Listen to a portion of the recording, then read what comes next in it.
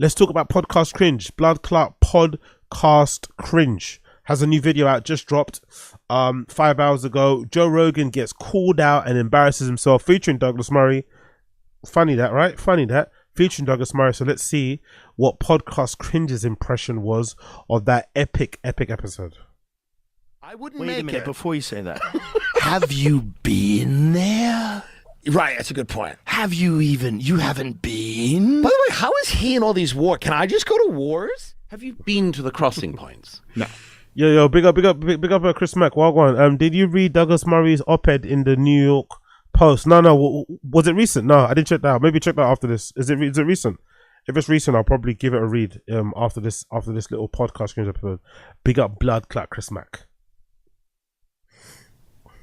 When were you last there at all? I've never been. You've never been? Well, am I not allowed to talk about it now? Can you just go to what to see?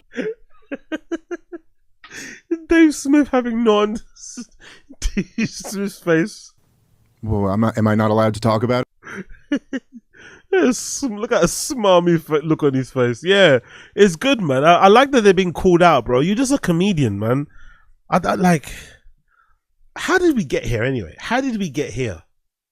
How did we get to a place where like politicians are getting like softball interviews, but then comedians are like really going into the weeds when it comes to politics, and people are listening to every word that they say and hanging on every word? And it's like, bruh, can we demand more of the politicians, please? Can we demand more of the people in government? Can we put their feet to the fire? And can we stop listening to these fucks? Like, please, man. Like, I don't understand how we even got here. How did we even get here? Where these guys are become like, you know, moral arbiters, you know, like, it's like, how did we get here? How? About it now? You should Can you just go to what to see of going? Can I just go to wars, or do I have to come back and say what people want me to say about the wars? Have you ever been to Nazi Germany? Are you allowed to have feelings about them? You can't time travel, but you Well, can. right. But you can travel. Okay, but so what? So what's the point? Like, I've been there. That's a very American thing to say, by the way. You can travel. What's the point? Like, so you just read everything from the internet. I love it. I love how some people have that opinion. I love how some people do that though. I've never seen that from that DSP. Like this lack of curiosity, like this lack of like anything. It's like you have such a firm opinion, such like certainty on the issue, such clarity, having not been there. You know, it's like, bro, at least do some semblance of traveling, or maybe speak to the people who are actually from the place that you're speaking about. You know, I don't know, but hey, what do we know? And I know, and interesting. Okay, I like that. Yeah. I like that. I love that. The episode of JRE from last week with Dave Smith and Douglas Murray couldn't have come at a better time. Finally, when Rogan's numbers are the worst they've been in years, we get a guest who's willing to look into Joe's glazed over eyes and tell him without a hint of irony that he's full of shit. But it's so much better than that, because the man himself, Douglas Murray, is easily the biggest twat to ever grace the JRE studio with his presence. Here we have a so-called expert armed with his degree in English literature from Oxford University telling Joe Rogan and Dave Smith that they shouldn't be talking about matters of public interest in which they have no expertise in. The irony is so thick, it could even make Rogan's hair grow back. Okay, not really. The point is that Douglas Murray had the right message, except he had no idea how to execute it. Instead of putting Joe and Dave back in their clown box, he ended up coming off as a pompous twat who was too arrogant and unprepared to bring receipts. Douglas Murray's the kind of guy to wear a Nazi uniform to a dress-up party at Oxford to impress his hot crush on the rowing team. He's the kind of guy to dance in front of his portrait of Winston Churchill hanging over the fireplace, only wearing a towel and his favourite shade of red lipstick. You can just tell by looking at his douchey face that the only thing he's an expert in is smelling his own farts. The top comment on that episode summed it up perfectly. This is what you get when the world's biggest twat meets the Dunning-Kruger experience. They say you can't time travel Let's go back to the back to the Nazi block. era. Actually, Kruger. what that comment say? 40 minutes in, here's a summary. Douglas, people will claim to be an expert, then hide behind I'm just a comedian when they're challenged. Dave, I've never claimed to be an expert. Douglas, you see, Joe, this is a problem when people who aren't experts talk about this stuff. Joe, are you saying only experts talk about this stuff? No. You know what I mean? That's so true. Experience. They say you can't time travel Let's go back to the back to the Nazi block- era. let's but go you back to could the go blockade. to the Middle okay. East and actually visit it. Okay, It's the not hard to World do. Bank said in 1996 for the one Now the year of the libertarians blockade. are quoting the World Bank. I love But it. it doesn't mean anything. This is a non-argument. I love the utter look of contempt and just like snobbery. I love that. I love the intellectual snobbery that Dave Smith has. Like he honestly believes he's smarter than both of these guys put together. That look of just pure contempt and disgust. Or he looked Dave Smith down. Now the year of the libertarians are blockade. quoting the World Bank. I love it. It doesn't mean anything. This is a non-argument. Yes, I'm saying the World Bank did their own analysis of this, and they said that it was Why a don't 40% you do your of the, own analysis? Hold on. You got to Jesus, stop interrupting Okay. and let him finish I the will. sentence. the Fire World away. Bank. And so the main argument being put forward by Douglas Doucheface Papa Rogan coming in for the rescue. Murray is that Rogan and his comedy assassin buddies like to dip their toes into complex issues with absolutely no first-hand or comprehensive knowledge of the subject, and then when they get called out for making mistakes or just plain making shit up, Yeah, big up Asad Aziz. Murray went on an IDF-sponsored trip where they gave him a press jacket. Similar to when you take a toddler to the fair and give him a cowboy hat when he goes to the petting zoo. Next, Dave and Murray debate hosted in Iran on a high roof, so they both lose. Jesus Christ. yeah. Big up Asad Aziz. Very, very accurate. To be fair though, that press bulletproof jacket, that press bulletproof vest thing is kind of hard. I kind of want one. I'm not gonna lie. I'll just take off the Israel flag, but I kind of want one. up, they throw their hands up and say, whoa, take it easy, guys. I'm just a comedian talking shit.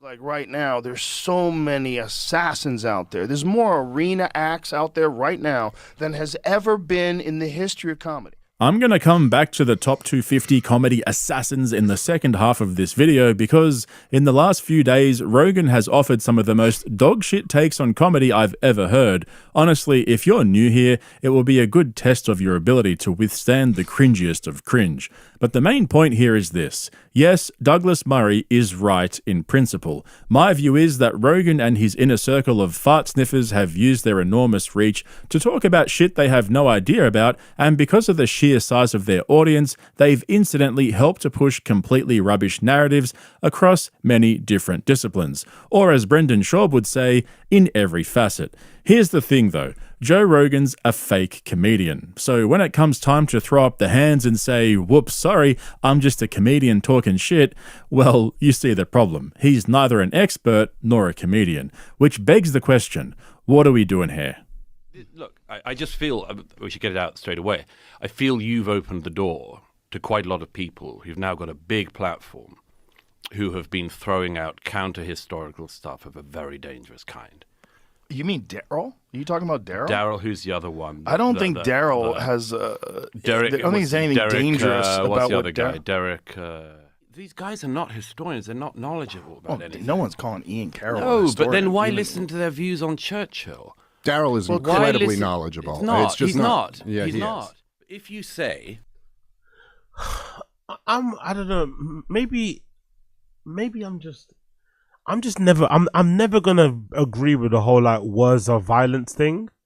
I understand that there's a concern that some people are just dumb or don't have the ability to discern between what is good information, what's bad information, what's true, what's false, what's accurate, what's not accurate.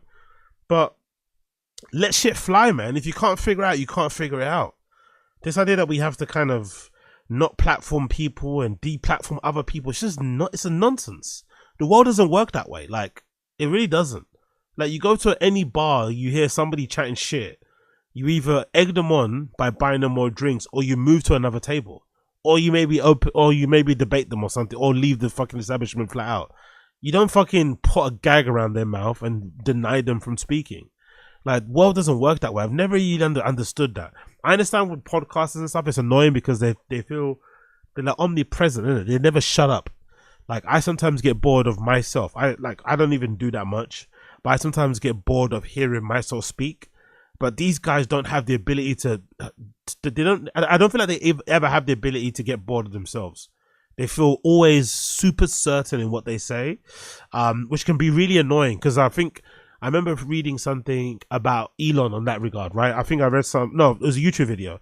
I remember I saw a YouTube video where somebody said, like, the moment where everybody kind of wakes up to Elon maybe not being as smart as he says he is when Elon kind of starts talking about something that's in your field of expertise. Like when he inevitably talks about something that you know a lot about, you suddenly realize, oh, this guy's a fucking idiot. And I think a lot of that happens with these guys. You never notice it until it starts to like affect something that happens, something that you are kind of well versed in. But I don't know, man, just turn it off. Do you know what I mean? Just log off social media for a bit. It's not that deep, really. It's not that hard. Like, I get what Douglas Murray's saying. I understand it's annoying. But that boat, unfortunately, has sailed. Maybe you could call these comedians out for always having a defense of, like, I'm just a comedian, right? So you weigh in on because that's the same thing about Bill Burr. When Bill Burr was out here saying what he was saying about Elon, saying what he was saying about that Luigi Mangione guy, he then got pushback, or he then got asked a follow-up question, on the red carpet. And he acted all, like, incredulous. Oh, how dare you ask me? Took the politicians like, bro, you just spoke, though. You commented on this. You're speaking about political issues. You're, giving some of your opinions. You're putting some of your opinions out there. A lot of people agree with what you have to say. I'm just following up on it. You don't get to hide behind I'm just a comedian, talk to the politician things when you are talking about politics. You are talking about societal things. You are talking about the economy. You are talking about these cultural topics. And then as soon as you get a little bit of pushback and you're asked to clarify your opinion, you then start, oh yeah, I'm just a comedian. But that boat has already sailed. So it is what it is. But I don't know. I just... platform everybody. Let everybody have a platform. That's what I say. I've decided that Churchill is the bad guy in It's not World what he War said. II. It's not what he said. It's not what he said. Neither Carroll nor Cooper have said that. He jokes with his friend Jocko, who's an Anglo-Saxon. He jokes with him. I think that... Honestly, what is this? Jocko's an Anglo-Saxon, huh? Okay.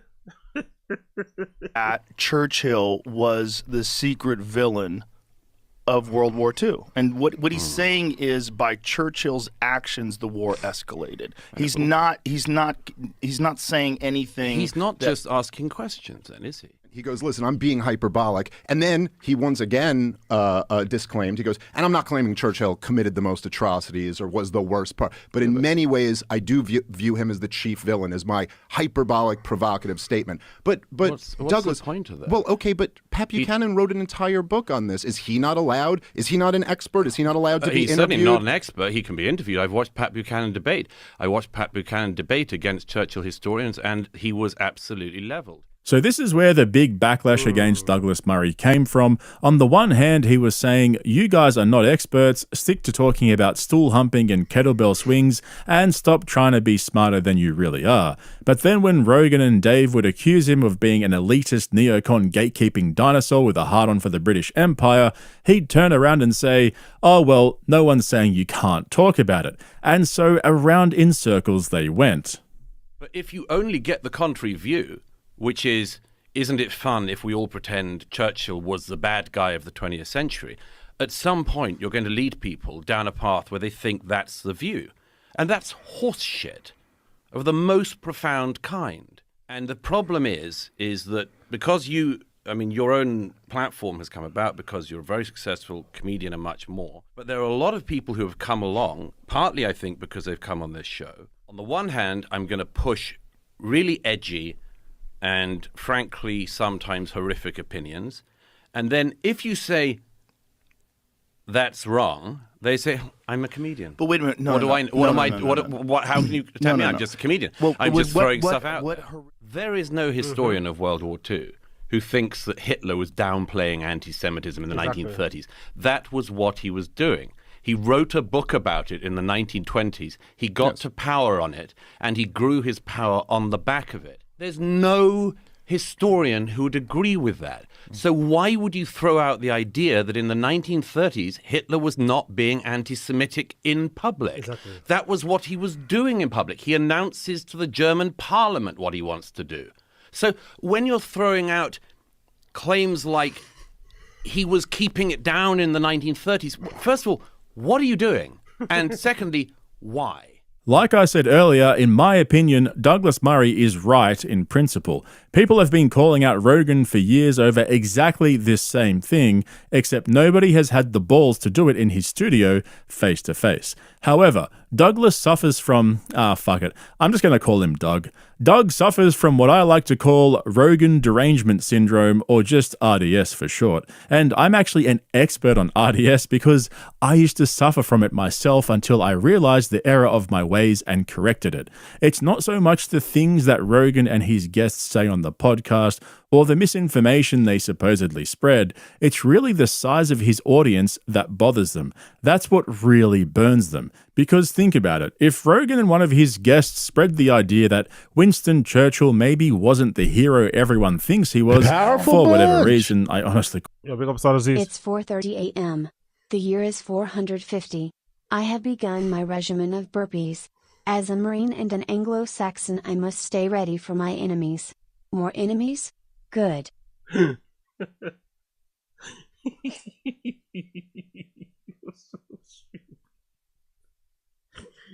You're so stupid, I swear to God. You're such an idiot. Why am I imagining like a Jocko Willink fucking Ashton Hall, a hybrid video of him in his fucking Anglo-Saxon garb with his gladiator sandals on?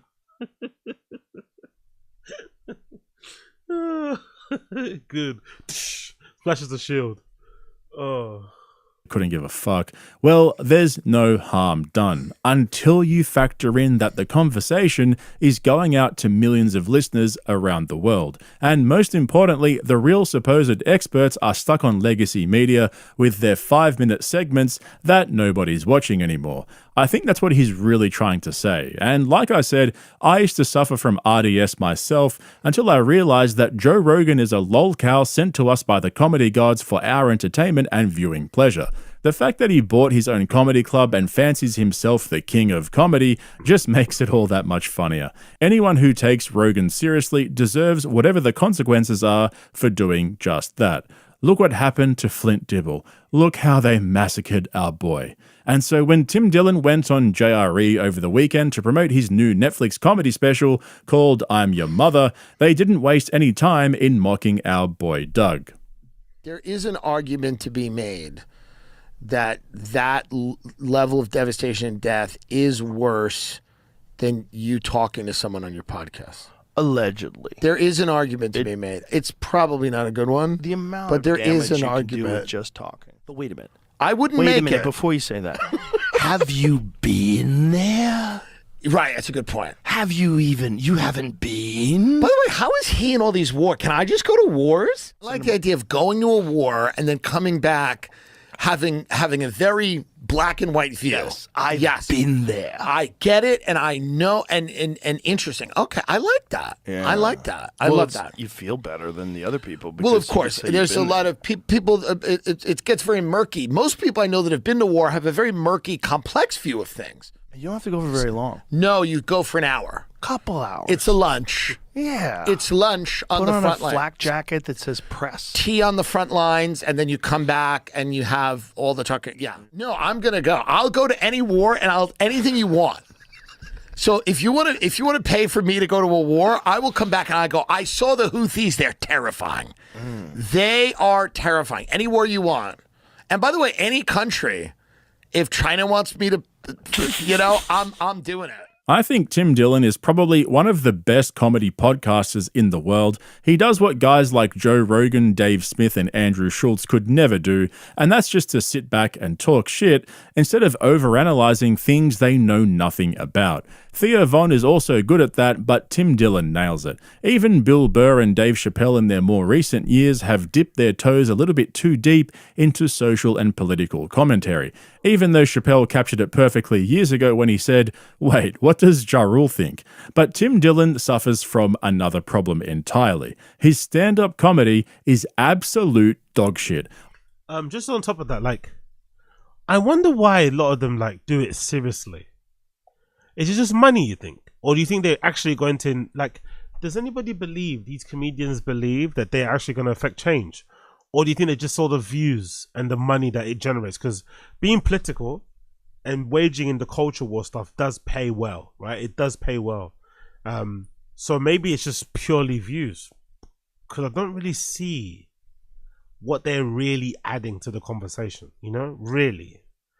Because I don't know, like, maybe it's just me, but in real life, I don't, like, do you talk about politics in your real life with your friends and stuff? I don't.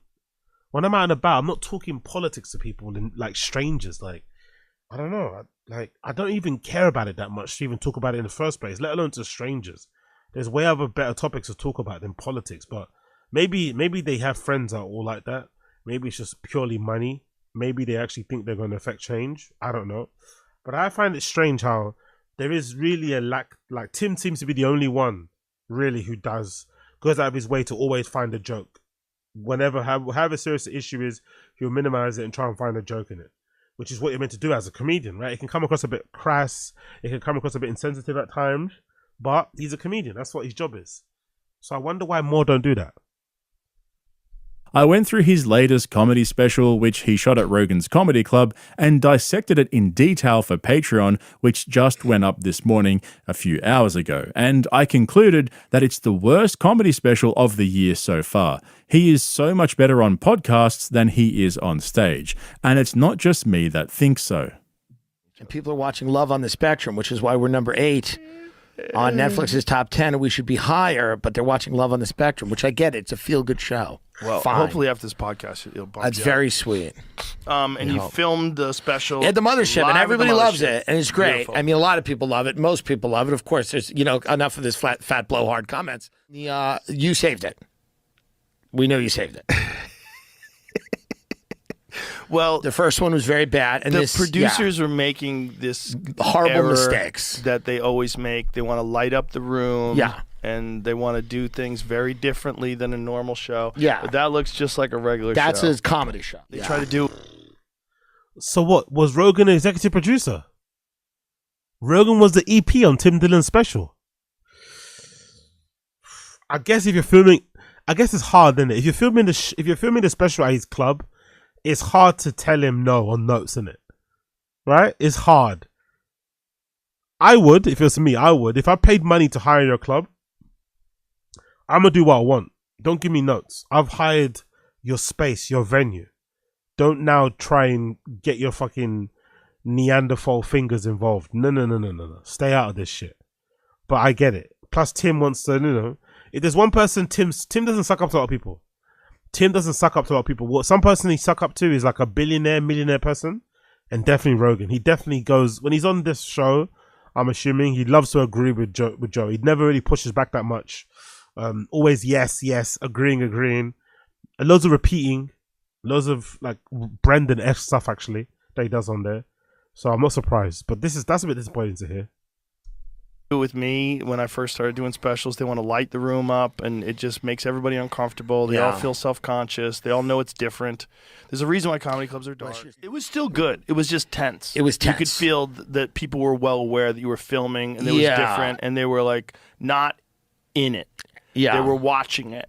And then, thank God they listened to me. Listening to Rogan trying to convince himself that he saved Tim's comedy special after it completely bombed on Netflix is funnier than the special itself. Like I was saying though, if you want a detailed breakdown of how and why Rogan wrecked Tim's special, check out the link to my Patreon in the description where you'll find the review, as well as reviews of call him out publicly for it. The only one to have done it and survived has been Anthony Jeselnik. I've covered in detail how Rogan bought his way into comedy, first using his fuck you money and the fame he got from Fear Factor, and then when his podcast took off, he used his Spotify money to buy himself a comedy. I don't know. I don't buy this narrative from Podcast Cringe about Rogan bought himself into comedy. Like, all comedians are terrible. Like, Rogan's not special in that regard. They're all garbage. He's just been in it longer. So he kind of gets to be the by default gatekeeper because he's been involved the longest and he's just older. I don't think he bought his way into it, like at all, zero. Personally, I don't think it's that deep. But hey, I could be wrong. Comedy Club. Now, whenever he has a comedian on the podcast, they all tuck their balls in between their legs, lean forward, and kiss the ring. I want everybody to do well. There's 5 comedy clubs on my street. What you've done, I think, happy. ultimately is good for the town. You bring people into the town. The problem is when people used to be in control of comedy in the town, and then all of a sudden they're not. And they used to be like the person that people would go to, and now they're insignificant. Right. I don't think there's any environment that's more. All right, Rogan, suck your own dick in it. Now they're insignificant because of me. Jesus Christ, Rogan. Conducive to getting chops. I mean, that really is a gym. Yeah. To me, and everybody there is just getting better. And it's that fucking stage time. There's no fucking substitute for stage time. No substitute. Stage time and a good tribe. Yeah, you got to have that because everybody's killing it. You see the growth. You see these guys emerging, and you're like, "This is incredible." We're so. Why hasn't Ron White been on T-Fat-K? Lucky. We're in we have the luckiest job in the luckiest place in the world.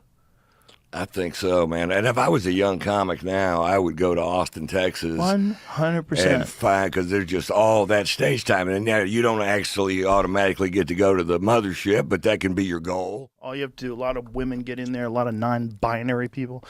All you have to do is just be good. Yep. There's showcases all the time. Adam's picking people all the time. People see you if you're funny. The path has never been clearer now for a young comic. Between Joe Rogan and Tony Hinchcliffe, they've contributed more to the dead age of comedy more than anyone. I said this on Patreon last week when I was talking about Ari Matty and Cam Patterson.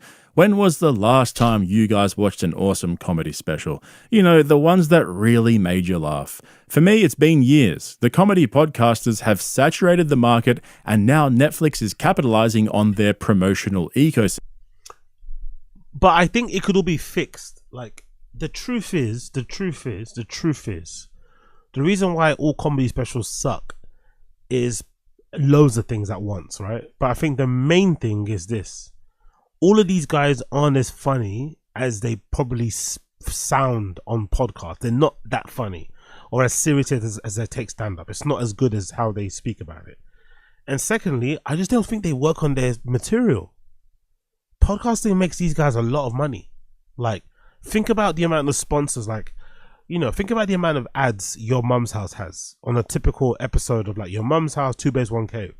All of those ads are like, let's say 10K each a spot, plus whatever else they get, right? Plus whatever they get from doing shows, plus whatever they get from doing appearances, from Instagram shit. They make a lot of money that doesn't include doing stand-up comedy. They make a lot of money. And maybe the lifestyle of a stand-up comedian is still fun enough. Maybe the money is just too good to turn down. The fact that you get to see your fans in person. But a lot of these guys, if they decided to quit stand-up and just focus on podcasting, they'd be fine. It wouldn't make a dent in the world of Crystalia. It wouldn't make a dent. So I think there is no incentive for them to actually write jokes, you know, or to concentrate on their stand-up because they make so much money on podcasting from just doing content and shit. So that's why the comedy sucks. I think if these guys actually decided to write jokes and try, it'd be much better. Like, simple as that. I think they all phone it in to a certain extent. It's just impossible. Like, I know with the little that I do, how hard it is to fit certain things in a day. There's just only a set amount of hours. It's just, even with help, even with producers and editors, it's impossible that they are writing as much as they say they are when they're recording so many podcasts, Patreon episodes, this, that, live streams. It's impossible. No wonder the comedy sucks. So if these guys focused on just writing comedy, the comedy would improve. But it would mean them giving up money. And one thing that you're never going to see a comedian do is turn down a check. These guys will do stand-up. They would have done stand-up comedy for Adolf Hitler. Do you know what I mean? These guys have no qualms in taking a check. So because there's so much money involved in, like, for instance, like if content creation or podcasting, if the money went, their comedy would improve tenfold. They double down on the comedy. But because making videos and podcasts pays way more and it's way easier than writing material, it's no wonder that their best material is on pods. It makes complete sense to me. system. The reach of these podcasts has been so big over the last few years that Netflix is basically buying their specials knowing they're going to get free promotion. We saw Andrew Schultz do 20 different podcast appearances to promote his special recently. Tim Dillon's been trying to do the rounds as well, yet neither of them were able to reach the #1 spot on trending. But I said at the beginning of this video that I had some...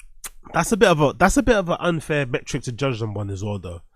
A stand-up comedy reaching #1 on Netflix trending. I don't even know what the criteria is for Netflix trending, but there's no way you're gonna. I don't think a single comedian, maybe with the exception of, I don't know, what's his fucking name? I don't know. Like, I can't think of a single one actually who could ever reach #1 trending with true crime docs still being a thing, with TV series like You still being a thing. Like, it's just not going to happen. More regular people watch those things than stand-up comedy. Do you know what I mean? Like, there's no fucking way a stand-up comedian's going to have a special that's going to be good enough that will capture everybody's attention so that it could be #1 trending. It's just not going to happen. And again, we don't even know what the criteria is behind the fucking trending page on Netflix anyway. Some absolute dog shit takes on comedy for you guys. And when it comes to Rogan, his delusions are absolutely out of control. It's one of those things that you hear now more than ever. When you're talking to a young comic and they go, I'm hanging out with this person. I go, yeah. And they go, and their dad owns this. You go, really? Yeah. Just a curious thing. Have you ever met Funny, anybody that interesting came from a thing. really wealthy background that was good at stand-up? No. I mean, not very. Yes. Yeah? There are some of them, for sure. You've met them? I've not met them. They probably don't like me. They're like but unicorns. Yeah, they're around. Brian Callen. Can't believe these guys are still pushing this narrative. Bert Kreischer's literally one of the highest selling comedians in the world. He makes tens of millions of dollars from touring every year, and he comes from a very wealthy background. Also, doesn't Rogan come from a very wealthy background? Rogan's been, like, I don't understand this, like, this middle class, working class LARP. Rogan's been rich longer than he's been poor. Like, especially now, considering how old he is. Like, he's been wealthy way longer than he has been poor. So this idea that he's grown up working doesn't matter anymore. Like what? You've had all the advantages given to you. And again, talk about your friend Bert. His dad owned a law firm that represents the Church of Scientology. When Bert was 18, his dad took his whole family on a trip to the Virgin Islands to celebrate his graduation. Jesus Christ. And then there's Tom Segura, whose dad was vice president at Merrill Lynch. In fact, a lot of the comedians who hang around Rogan came from well-off families, or at least middle class. But these guys like to pretend they came from nothing and struggled to pay the rent while they were grinding it out in comedy clubs in their 20s. I mean, Rogan had several development deals in his 20s that paid him hundreds of thousands of dollars, one of which was with Disney. Exactly. But by far his worst take on comedy is Rogan's #1 comedian in the world. This never fails to make me cringe. Listening to this is like eating a lemon dipped in salt. There's like a few in my mind that are like in the running for that. Like, who is the best? I guess there's no one best. It's You know, because sports, you always have to consider Chappelle. He's the GOAT of our generation. He's the most prolific. He has social impact. But then I go with like sheer RPMs. I gotta go with Joey Diaz. I know, yeah. Sheer RPMs where you just like, how many nights were we in the back of the Comedy Store where we couldn't even talk. You couldn't breathe. You're not even laughing anymore. You're just kind kind of wheezing. Everybody's just wheezing. Hey, yo, Derek Poston. Don't ever do that again. Don't ever do that again. Talk. You couldn't breathe. You're not even laughing anymore. You're just kind of wheezing. Come on, bro. Come on, man. Have some dignity, man. Have some fucking dignity. As a black man, have some fucking dignity. Sitting there in front of a white man with your mouth open that wide. Like, this is next level glazing. He's literally telling Joe, shoot it right there, bro. Aim right there. Come on, Joey. Please, aim right here. Please. I beg of you. Derek, bro, you're in the inner circle of Rogan's friends. You're part of the OG fucking mothership crew. You're solidified. You live in Austin. There's no need to glaze this much, brother. There's no need to glaze this much. Rogan loves you. You're a former Brendan protege. You've been grandfathered in. You don't need to try this hard. You don't need to glaze this hard. Have some shame. Have some pride. Please. Everybody's just wheezing. He's making wheezing noises and slapping things. Some of the sets that I've seen him have in the OR were, I think it's the funniest thing I've ever seen in my life. I've seen everybody. I've seen everyone. Great comedians who I love to death. And I'll watch them every time they perform. But I think Joey hit RPMs that nobody hit. It's like when people say, like, who's the funniest guy ever? I'm like, come, man, I don't... there's guys with great insight. Like, I understand why he likes Joey Diaz so much, because Joey Diaz is kind of like what Rogan would wish he sounded like, naturally, Like, he would love to be that crazy and that wild. Some people, Joey Diaz is like it's an acquired taste, but I get why he puts Joey Diaz on such a high pedestal, because if you think about it, that kind of like shouty, abrasive, just whatever, that brand of comedy that Joey Diaz does is what Rogan tries to do. It just doesn't work. It's just not funny. So I get why he kind of sucks him up so much.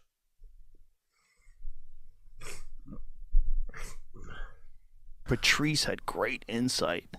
He was really hilarious, but he also had like great insight. Joey Diaz, you ain't getting no insight out of Joey Diaz. No. He's giving you, he's rock'em sock'em robots. He's here to f you up. He's here to f that crowd up. Powerful bunch. Fuck me dead. They're I was once down on my luck, strung out with no light ahead, until one day Joey Diaz put in a call to the Milanixi brothers for me. They housed me and lifted me up by my bootstraps. One hell of a guy, that Joey. Straight murderer too.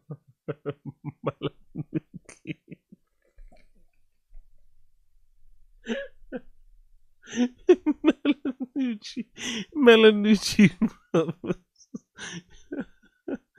That is so accurate. Melanucci. Oh, leave Joey Diaz alone, man. I like him, man. I'm a fan of his pod. I'm a fan of his stand-up, actually. I like the personality. I like that he's an actual psycho, like a real one. Not like how these comedians pretend like they like to party, like to this. No. Joey Diaz lived a real life. You get me? Like a real fucking life. That's what I love about him. So you're never going to hear a bad word said about me when it comes to Joey Diaz. But yeah, I get it. literally blowing smoke up each other's asses at this point. I've never heard anyone else say that Joey Diaz is the funniest comedian of all time. I think that says more about Rogan's taste in comedy more than anything. It's like how Tony Hinchcliffe always gets Andrew Dice Clay to do a set at the Kill Tony arena shows, and so he gets up and does the same shitty material from 40 years ago, dressed like a gay biker. But ranking the Harvey Weinstein of comedy as number one is just pure comedy. The Harvey Weinstein of comedy, nah. Podcast screening, you need to chill, bro. Have some respect. Put some respect on Uncle Joey's name. Put some respect on fucking Mad Flavor's name. The Harvey Weinstein of comedy, nah. You need to chill. Within itself. Like, sure, Joey Diaz can be funny, but best comedian ever is just diabolical. It's no wonder every time Rogan has a comedian on the podcast nowadays, there's a bunch of top comments saying, as soon as I saw a stand-up comedian in the description, I knew to skip this episode. Joe Rogan becoming the gatekeeper of comedy is one of the worst things to have ever happened to the comedy industry. And now that his podcast ratings have fallen so badly, it's starting to affect his buddies who are putting out specials on Netflix. The Rogan bump is a thing of the past now. Remember though, if you want to see my detailed breakdowns of all their comedies... Cool. Anyways, yeah. Big up Podcast Cringe. Check out the video. Joe Rogan gets called out and embarrasses himself. Like I said before, I think it was kind of lame of Joe Rogan, to kind of call out Douglas Murray after he was on the show. You know, he didn't say none of that slick shit, none of that mocking shit, none of that funny shit to his face. He waited until Douglas left, which is hilarious to say that. Maybe at the time it wasn't pertinent and he didn't want to say it to take the piss out of the guy. But if you're going to mock him, then at least bring him back on the show to kind of defend himself or to clarify his position or something. He won't do that. you'll probably duck it, and here we are. You know, here we freaking are. Here we freaking are.